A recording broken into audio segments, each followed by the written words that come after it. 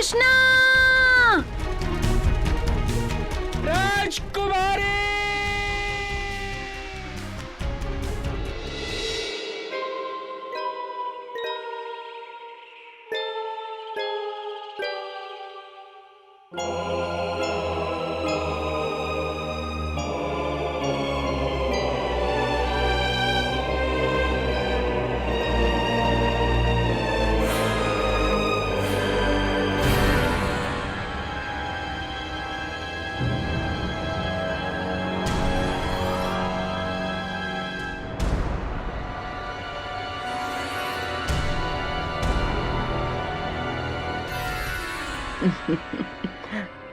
हाँ,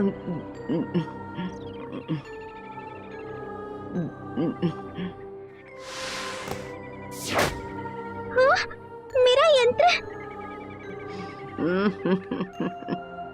मेरे मेहमानों की क्या सेवा करूं?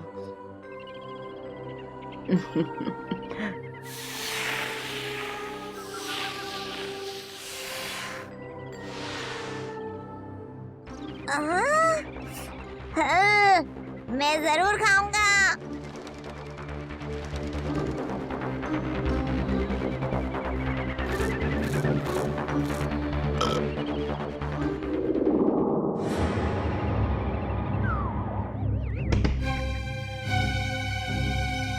तुम हमें इस प्रकार बंदी बनाकर नहीं रख सकती।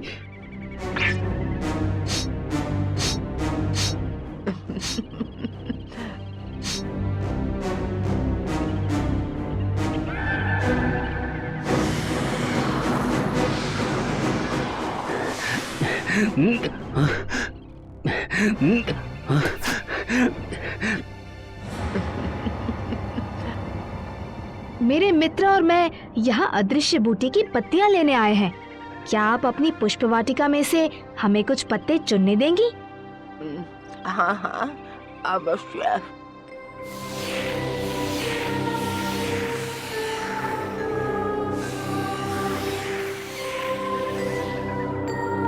हम आपसे वापस अपने राज्य जाने की अनुमति चाहते हैं। नहीं, मैं अपनी वाटी से किसी को भी वापस नहीं जाने देती। परंतु ऐसा क्यों? यहाँ बहुत वीराना है। मैं कई हजारों बरस से यहाँ अकेले जमी हुई हूँ। ना कोई मित्र है, ना कोई साथी। फिर यदि मेरी वाटी में कोई आए तो मैं उसे वापस क्यों जाने दूं? उसे भी अपनी तरह यही जकड़ कर क्यों ना रखूं? क्या मेरे साथ एक खेल खेलोगी?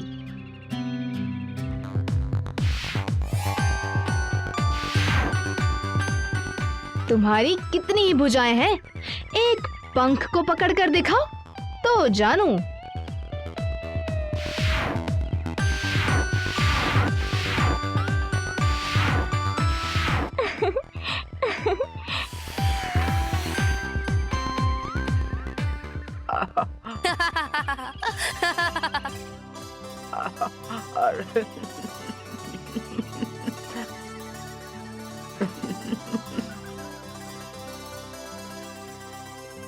मैं आज तक इतना कभी नहीं मुस्कुराई।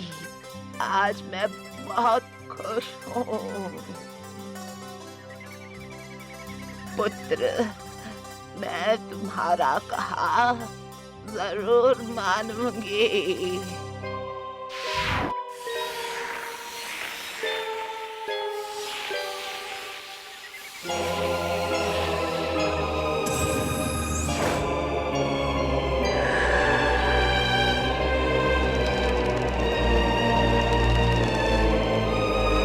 तुम वापस अपने राज्य जाने के लिए मुक्त हो।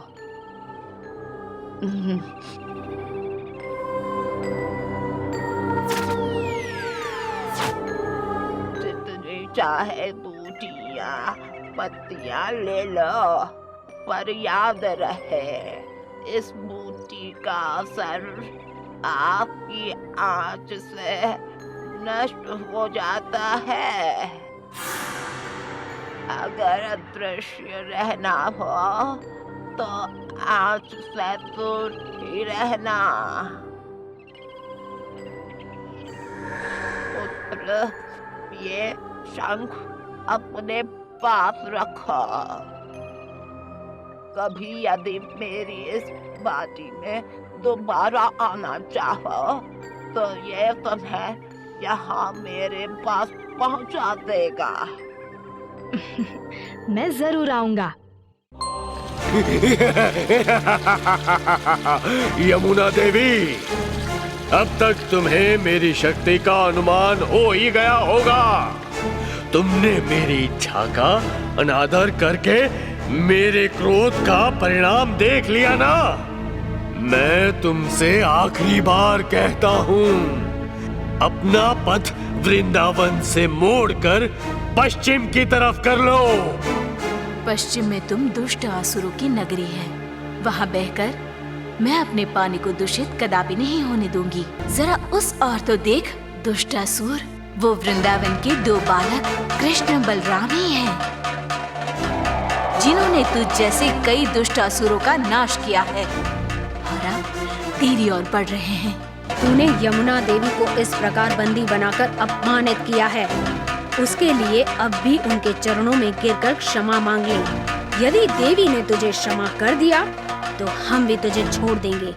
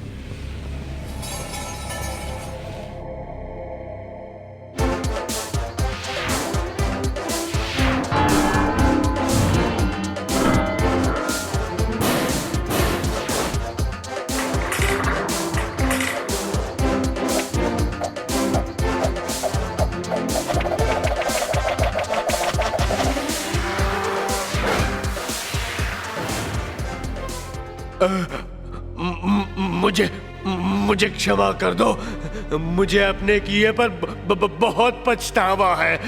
क्षमा तुम्हें यमुना देवी से मांगनी होगी। हाँ, मैं बाहर चलकर यमुना देवी से भी क्षमा मांगना चाहता हूँ।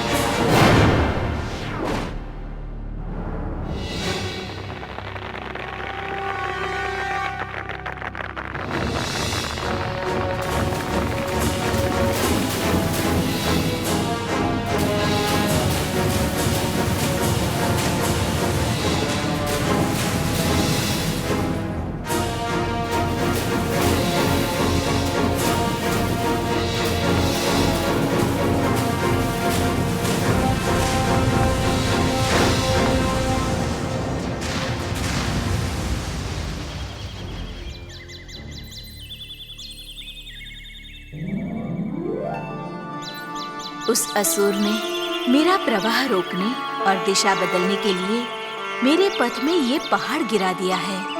यदि आप किसी प्रकार उसे मेरे पथ से हटा सकें, तभी मेरा जल फिर से पहाड़ों से नीचे बह पाएगा।